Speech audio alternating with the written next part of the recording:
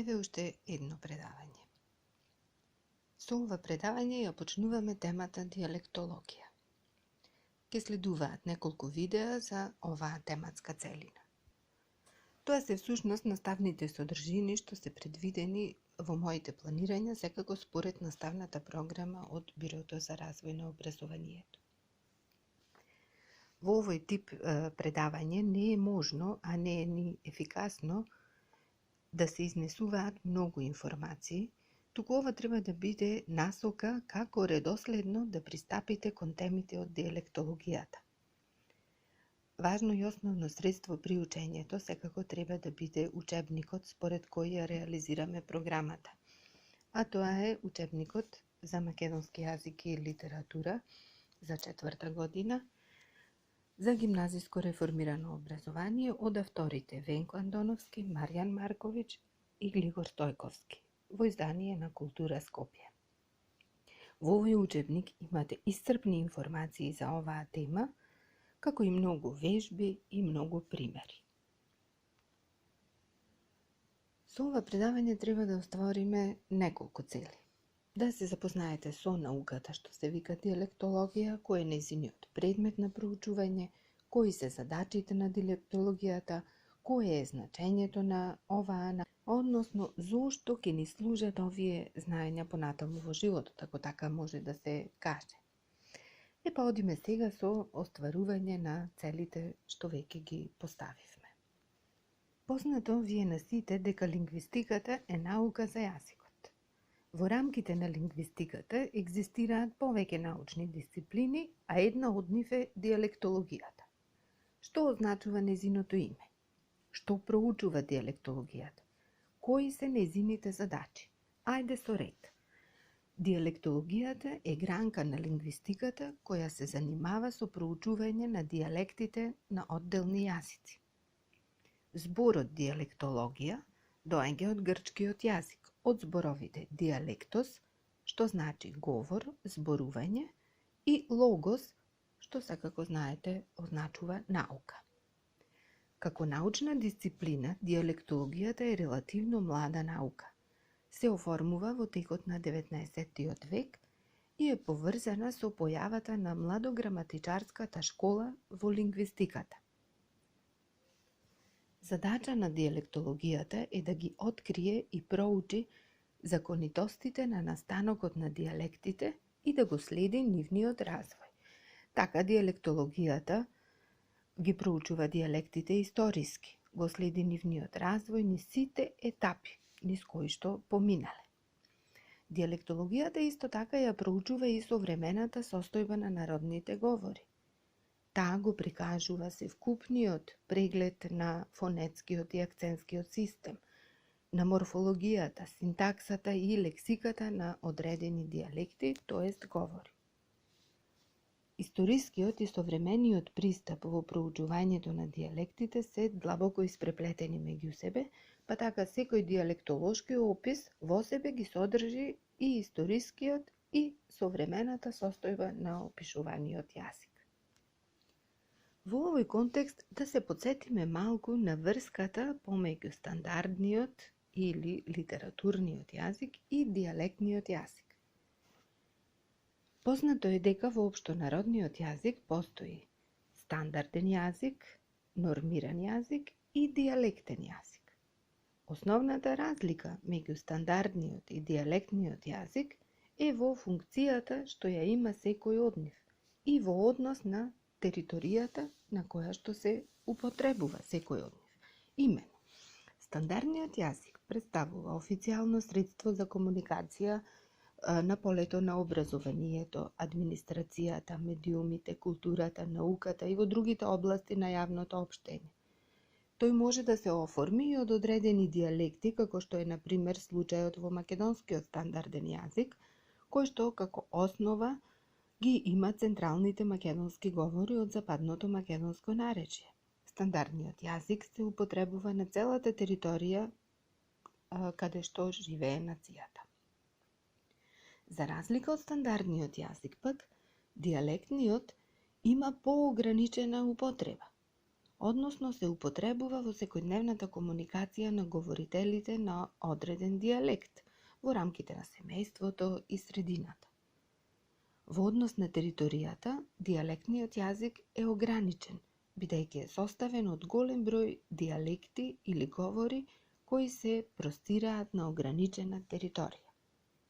Важно е да се запамти дека дијалектниот јазик е територијално ограничен, а стандардниот не е.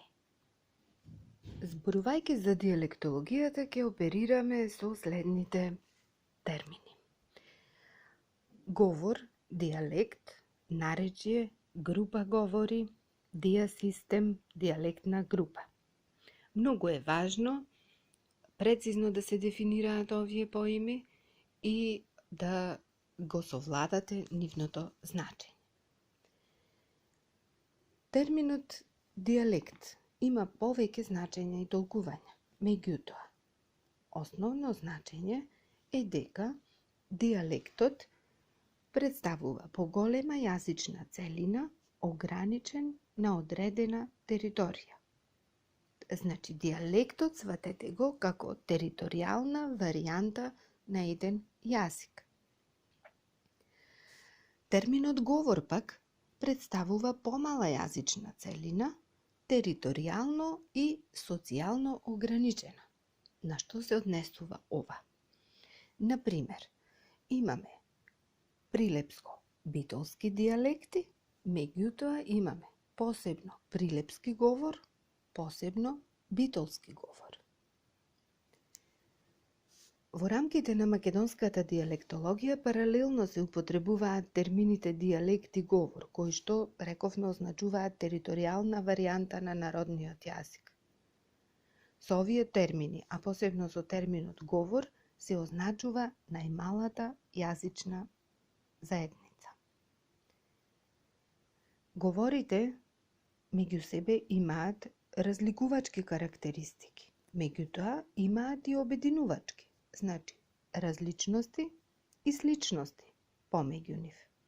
Заради тоа се групираат и формираат поголема јазична заедница, која што се нарекува група говори или дијалектна група.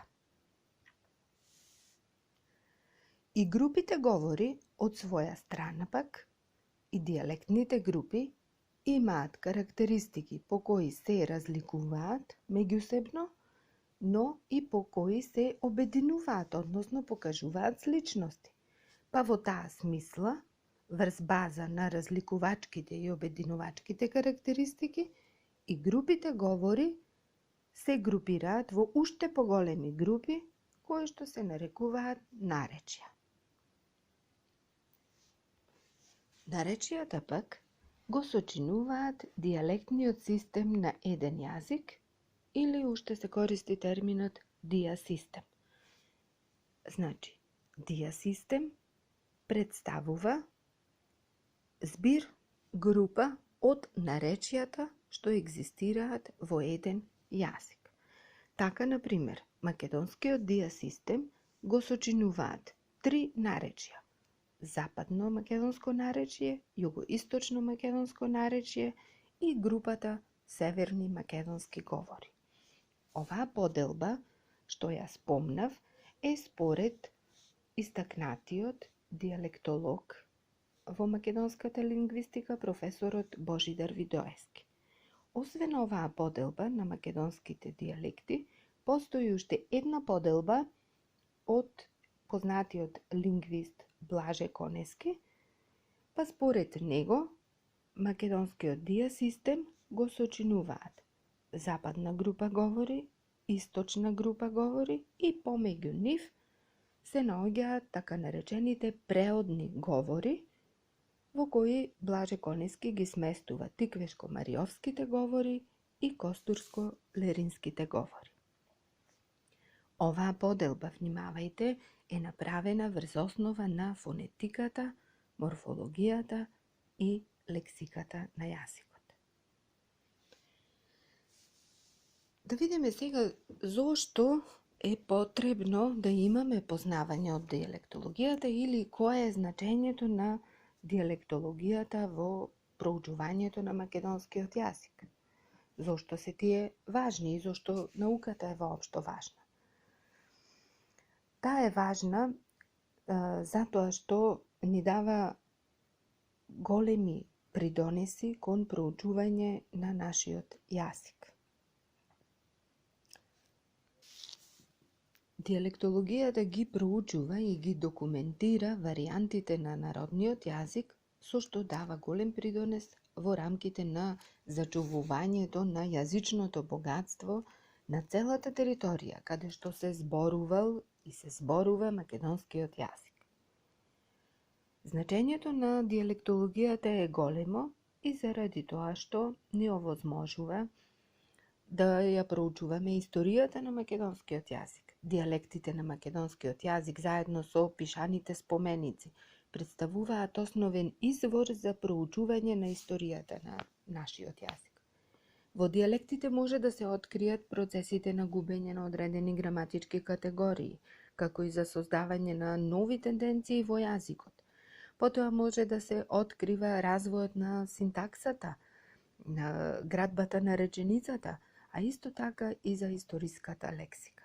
Така, со помош на диалектолошките истражувања, може да се откријат многу важни процеси од развојот на македонскиот јазик, како што се, например, губењето на падежите, развојот на промените во глаголскиот систем, синтаксата, влијанието на туѓата лексика и така натаму.